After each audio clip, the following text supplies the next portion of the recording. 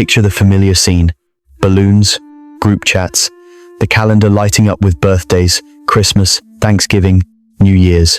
Most people feel a little lift, as if the day itself carries meaning. But there is another type of person who looks at all of it and feels nothing special, the same emotional temperature as an ordinary Tuesday. They might decline the party, dodge the toast, avoid being the center of attention, and quietly resist making a big deal, even when they have every reason to celebrate. That reaction shocks people. Friends label them cold, bitter, closed off, ungrateful, or secretly broken. In this video, we slow down and ask a better question. What is actually happening inside their mind and nervous system? Often, it is not a lack of love or joy.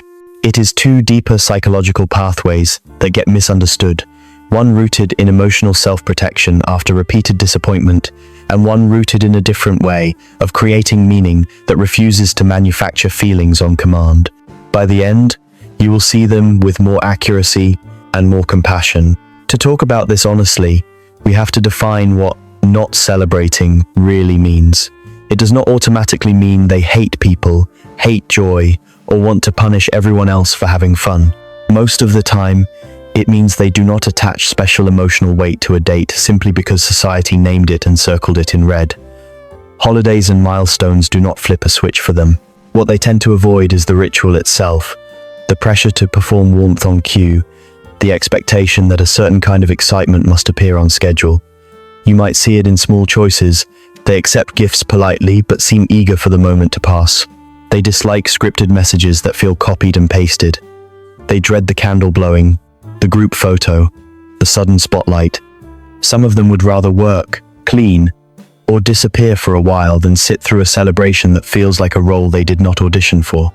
Here is the key reset. For many people, ritual creates connection. The party is proof of care. For others, quiet creates safety. They feel close when nothing is demanded from their emotions. Both needs are human.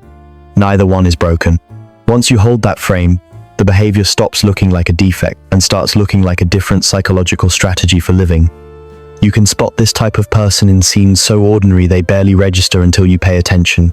Their birthday arrives and there is no countdown, no post, no hint. Someone brings it up and they shrug, like the date is trivia. You invite them to a dinner or a surprise party, and they decline with a calmness that feels almost unnerving. They are not angry. They are not pleading for attention. They just do not want the event. Even when something objectively impressive happens, a promotion, a graduation, a goal they chased for years, they do not lean into the spotlight. They might acknowledge it, even feel privately proud, but they refuse the ceremony that tells everyone else how to react. This is where the social shock comes from. Most communities use celebration as a bonding ritual. It is how we signal, I see you, I'm with you, you matter to me. So when someone opts out, people instinctively translate it as rejection. They assume it is personal, that the relationship is being devalued, that gratitude is missing. In reality, the person may care deeply about the people involved, while still finding the ritual itself exhausting, artificial, or emotionally risky. It is also important to admit something fair. The disappointment other people feel is real. If you were taught that love looks like showing up on special days, their absence can sting. But the feeling of hurt is not proof of their intent. And this is the pivot we need. Separate the behavior from the motive. Once we do that, we can stop asking, what is wrong with them? And start asking, what inner logic makes this choice feel safer or truer? When we do not understand someone's inner logic, we reach for labels, because labels give us quick certainty. So the person who does not celebrate gets stamped as cold, guarded, bitter, or socially broken. Sometimes they are accused of being ungrateful, as if refusing a party is the same as refusing the people who planned it. Other times, the story flips into diagnosis. They must have trauma, they must be depressed, or it swings into cynicism. They are just trying to be different. None of these explanations is automatically true, but they are emotionally convenient for everyone watching. The cost of those labels is not small. Once a person is treated like a problem, they feel pressure to perform the right reaction, to smile at the right time, to accept attention they did not ask for, to prove they are normal. That performance drains them, and it slowly separates them from their own feelings because they learn to distrust what they genuinely experience. Meanwhile, the people around them may grow resentful, thinking they are giving love and receiving rejection. The relationship turns into a tug of war between duty and authenticity. So instead of asking, why are they so weird, we can ask a more useful question. What psychological mechanism would make stepping away from celebration feel like the healthiest option? In most cases, the answer follows two common pathways. The first is emotional self-protection after repeated disappointment. The second is a different way of creating meaning that does not rely on ritual at all. The first pathway begins with something many people do not want to admit about celebrations. They are not inherently safe. They are emotionally concentrated moments, which means they amplify whatever dynamics already exist. If your life has been mostly secure, a holiday feels like warmth. If your life has been complicated, a holiday can feel like a spotlight pointed at the places that hurt. Over time, some people learn that the days everyone calls joyful are the exact days when they are most likely to feel alone, exposed, or emotionally overworked. And once the mind learns that pattern, it stops treating celebration as a gift and starts treating it as a threat. For some, the pain is quiet and repetitive. A birthday that should have felt special becomes a reminder that nobody really shows up, or that they show up half-heartedly, or that they show up but do not actually see you. A holiday dinner becomes a stage where old family roles snap into place, where someone gets criticized, where tension simmers under polite conversation, where a single comment can pull the whole room into defensiveness.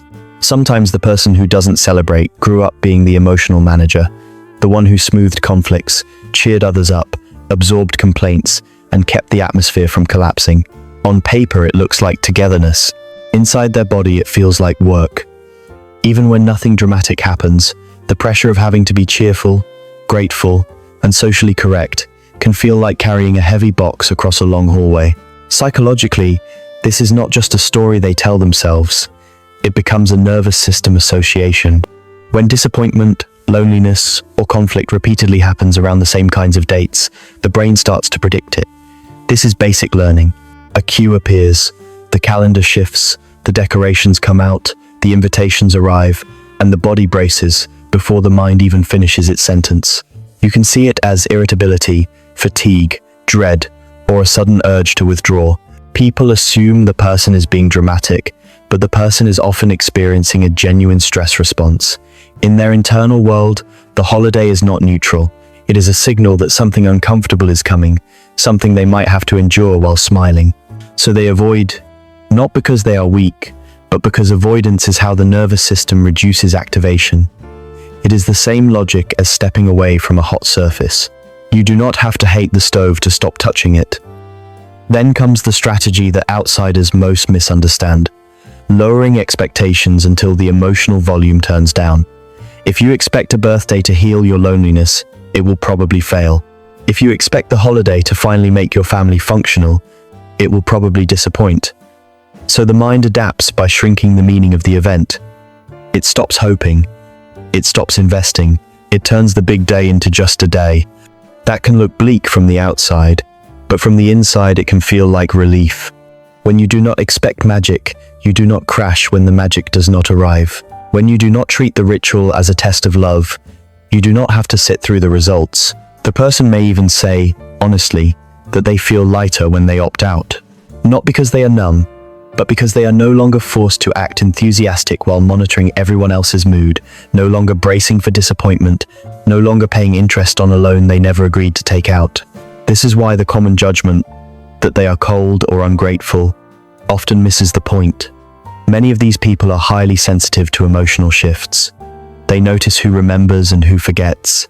They feel the subtext in a room. They may care intensely, but they have learned, through repetition, that putting their happiness inside a ritual is risky. So they choose the safer option, which is to stop gambling on ceremonial moments and to keep their emotional center of gravity private. If you love someone like this, the most accurate way to interpret their refusal is not, they do not love anyone, but rather, they are protecting the parts of themselves that have been strained too many times. And it matters to add one more truth before we move on. Not everyone who skips celebration is doing it because they were hurt. Some people are not avoiding pain at all. They simply create meaning differently, in a way that does not require holidays to authorize their joy. For the second pathway, The story is not about injury. It is about meaning.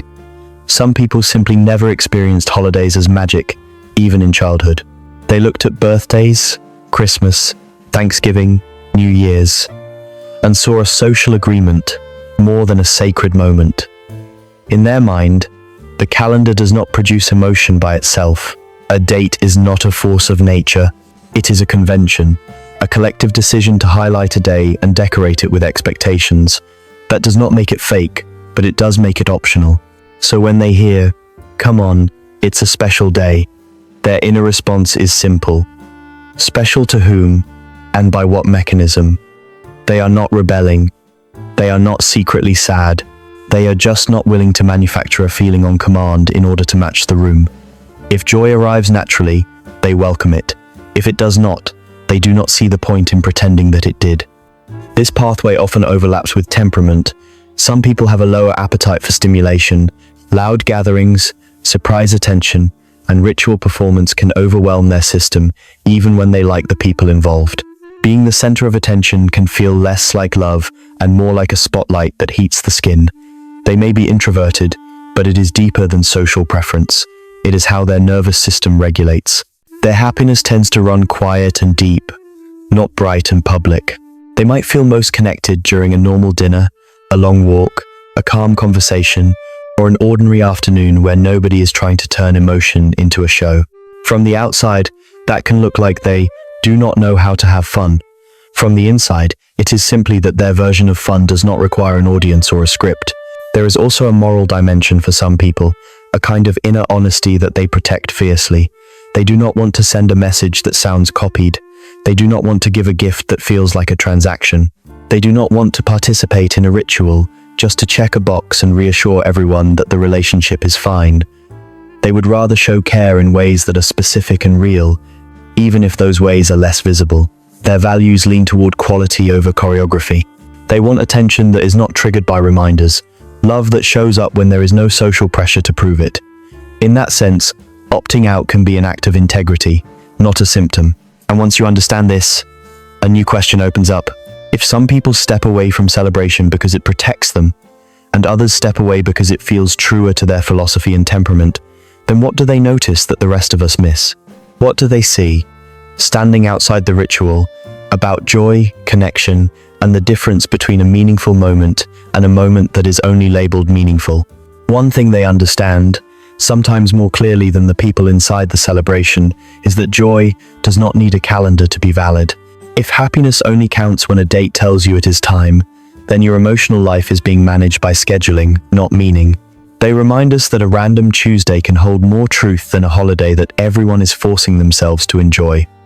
A name on a day does not automatically create depth. Depth comes from presence, from attention, from the felt reality between people. They also tend to reject what you could call performative connection. The obligatory call, the scripted message, the gathering where everyone is tired but keeps smiling because tradition requires it. To them, those moments can feel like emotional paperwork, completed, filed, and forgotten. What they want instead is care without prompts, a check-in when there is nothing to announce, a conversation that is not attached to a milestone, a kindness that does not need a photo. That does not mean they are indifferent. Many of them still notice who remembers and who forgets. They simply refuse to place their emotional stability on a ritual that can fail. By keeping the stakes low, they reduce the chance of being hurt, and they keep their sense of worth from being negotiated by other people's participation in a ceremony. So, how do you treat someone who does not celebrate without turning love into pressure? The first step is to stop forcing participation just to ease your own discomfort. If you insist they show up, smile, and perform happiness so everyone else can feel normal, you are not giving a gift. You are asking them to manage the room. They do not owe anyone a cheerful display. A better approach is to ask cleaner questions. What does feeling cared for look like to you? Do you prefer something private or something shared with one or two people? Do you want me to remember this date, or would you rather it pass like any other day? Those questions respect autonomy, and they also protect the relationship from misunderstandings. Then offer care in forms that do not require ritual. Send a message that is specific, not generic. Invite them to a simple meal on a random day instead of staging an event. Acknowledge their effort and growth without waiting for a milestone to grant you permission. When you do this, you stop treating celebration as the only language of love, and you make space for a quieter dialect that can be just as real. At the end of the day, not celebrating is not the same thing as not loving. Sometimes it is intelligence in the form of self-protection, shaped by repeated moments where special days carried disappointment, tension, or emotional labor. Other times it is simply a different relationship with meaning, a refusal to outsource significance to tradition or to manufacture feelings on schedule. Either way, it does not make someone broken, ungrateful, or emotionally empty. It means they are choosing authenticity over performance, and in some cases, safety over hope. Nobody is obligated to treat a holiday like a sacred event, and nobody owes the world a smile to make others comfortable. They have the right to let a holiday be ordinary, and to define celebration in their own way, sometimes quietly, without witnesses. If you care about them, learn to show up on the days with no reminders.